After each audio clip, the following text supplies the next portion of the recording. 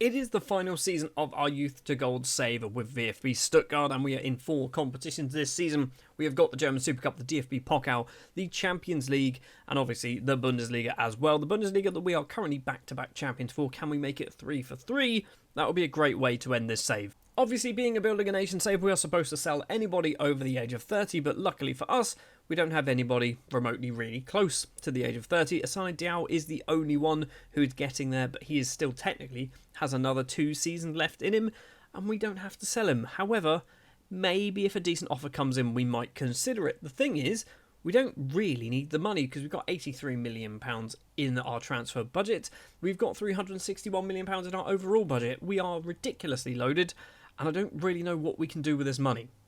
Because we can only buy players who are basically teenagers, it means that our kind of pool of players that we can actually purchase is getting pretty small. So far on the 1st of July, we have yet to purchase anybody. Obviously, that will change, and we are going to jump forward to the end of the initial transfer window to see if we do spend any or much of this £83 million.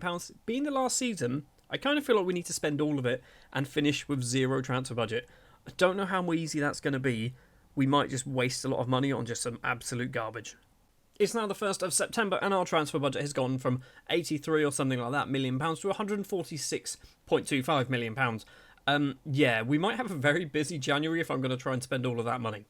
The reason why our transfer budget has gone up so much higher is because we've sold a fair few players. Robson Borges is one of them, who is now 26 years of age. He's also German, which is quite nice to see. He's moved over to Vigo for £3.8 million. Milson has also left the club, returning to his native Brazil, signing for Flamengo. He has gone for £8 million, possibly going up to £8.75 million. Old Bermudia, a player that I think we signed in Season 1, has moved over to Al Tai over in Saudi Arabia for £11.75 million.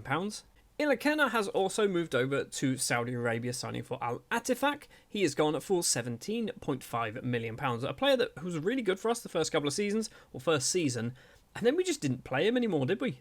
And finally, Roberto has moved across Germany over to sign for Hertha for a massive 27.5, possibly going up to £28.5 million. A player who, he was good, but I don't think he was necessarily good enough. We did force play him for a few seasons, or half a season, or something along those lines, and I don't think he's going to get much better than this, so that's a lot of money for a player who is, he's good. He's a good player, but he's not amazing, is he? Joining the club then, for £775,000, Jesse Hollander, an 18-year-old Dutch striker, immediately going out on loan to Reading. We have struggled to spend money, okay? I'll be honest with you. He's not cost much. We've loaned him out straight away. For £10 million, we have brought in, hopefully, a future number 1 goalkeeper in the shape of Kevin Orr, a Scottish youngster, 5 under 21 caps. He is signed from Hibs. £10 million is the fee, and it's steep. It is definitely steep, but he was playing in the Scottish Premiership last season at the age of 18, or 17 in fact, for most of the season. So I think there's definitely a future here. And obviously, he's gone out on loan to Oxford United. And finally, for £17.75 million, we brought in 18-year-old Irish under-21 international Aaron O'Carroll from Borussia Mönchengladbach. Basically, much like last season where I said we needed to sign players from Germany because the board were getting annoyed, O'Carroll is one of those players that we've signed from other teams in Germany. And he's Irish for some reason. He's also, I mean, there's potential. There's definitely potential. The value's there. The potential ability is there.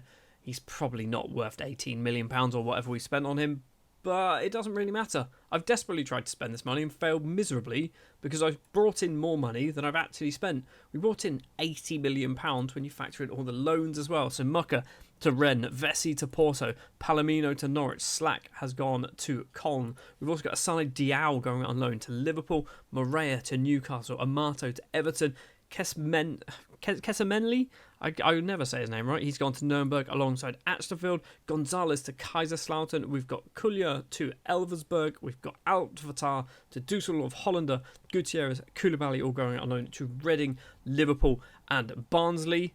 We've also got Carizulo, who's this guy? I think he came through a youth intake. He's gone on loan to Ingolstadt, and so has Jason Green, another player who I think came through a youth intake very, very many years ago, and obviously Kevin Orr going on loan to Oxford. Marcelo Gutierrez is obviously very good.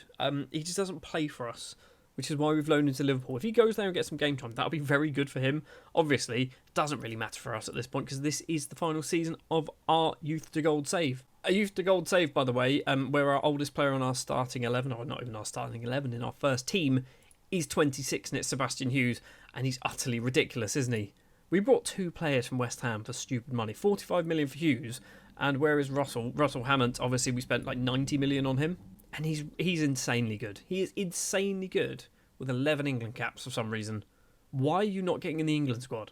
I mean, he is in there, but is it because they don't play an attack? They do. It's Phil Foden. Phil Foden is keeping Hammond out of the England starting 11, which is ridiculous, okay? It is ridiculous. Hammond is a better footballer, I think. I'm not convinced he's a better footballer, but I mean, Foden's 34, he's 24. Get Hammond in. Anyway, that is obviously the transfers. We are currently top of the Bundesliga. 2 wins so far out of 2. We have beaten Kiel and Freiburg. We're in the Champions League. We're in the DFB Pokal up against Mainz. And we have won the German Super Cup, beating RB Leipzig 3-2. So back-to-back winners of the German Super Cup. Back-to-back winners so far of the Bundesliga. Can we make it 3 for 3? And I think we might be back-to-back winners as well, the DFB Pokal. No, we're not. We've won it. I mean, we've won it twice so far in our 10 seasons. Can we win it a third time? Anyway, you probably did notice that we have locked in one player this season, and it is Mazinho.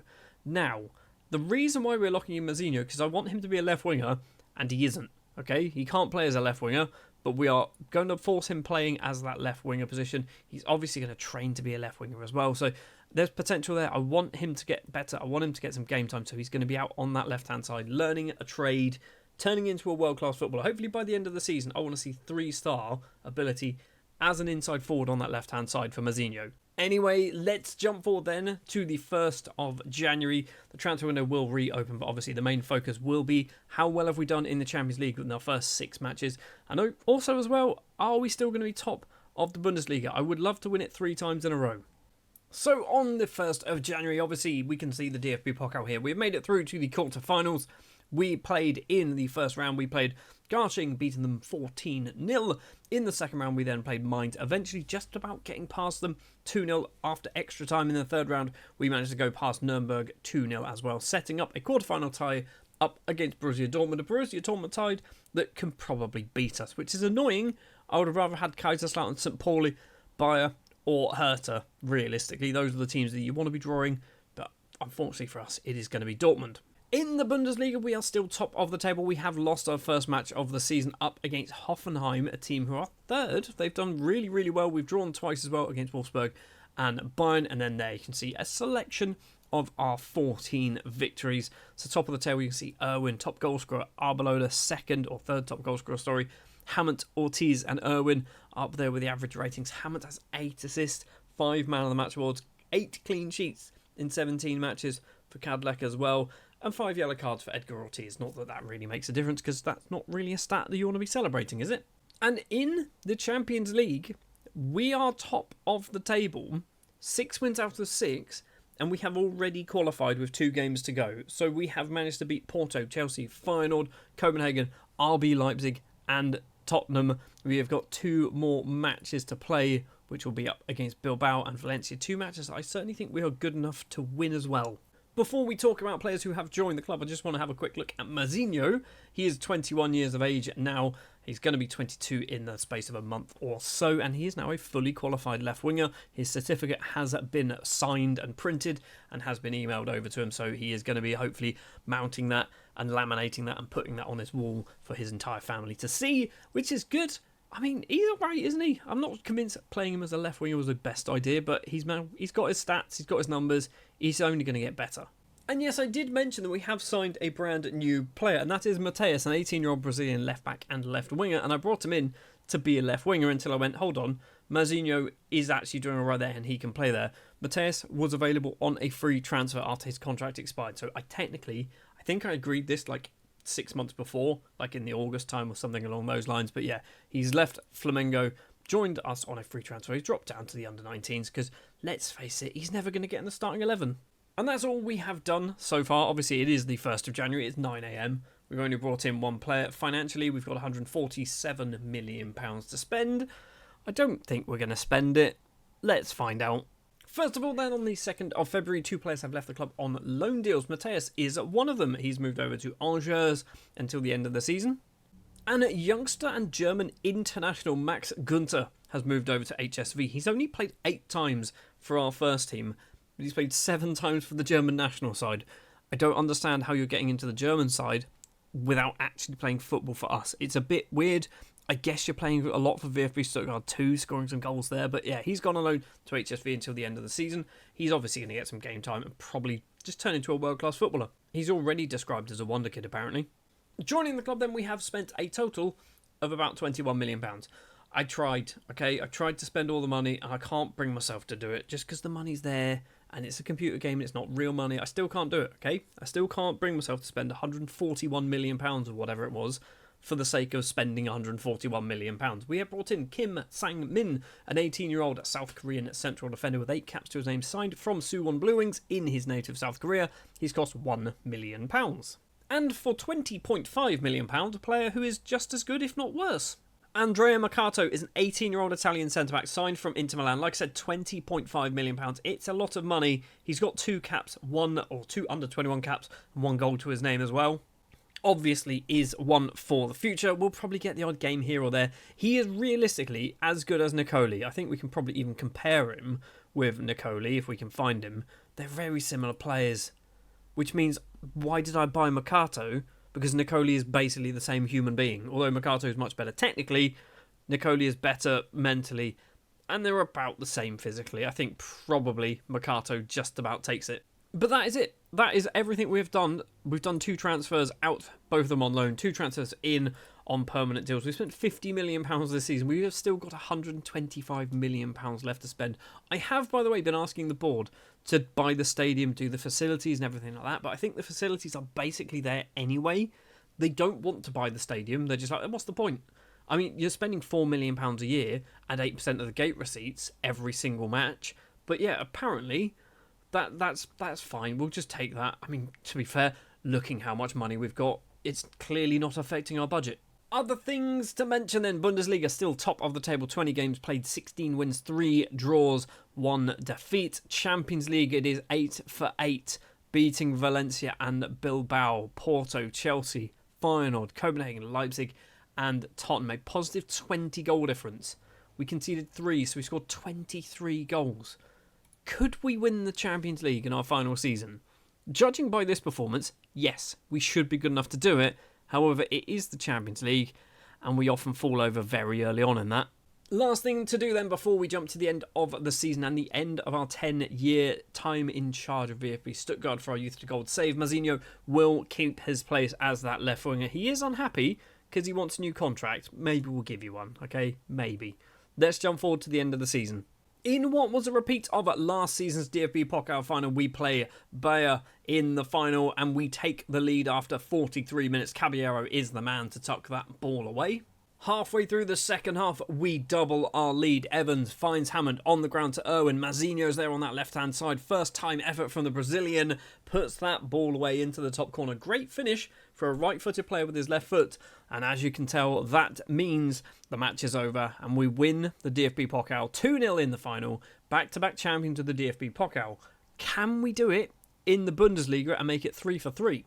Yes, we can, and we do it comfortably as well. This is a match up against Bayern. Caballero collects the ball in the middle, on the ground, to Tony Irwin to take the lead early in the second half. And we double our lead in the 93rd minute. Caballero's cross comes in.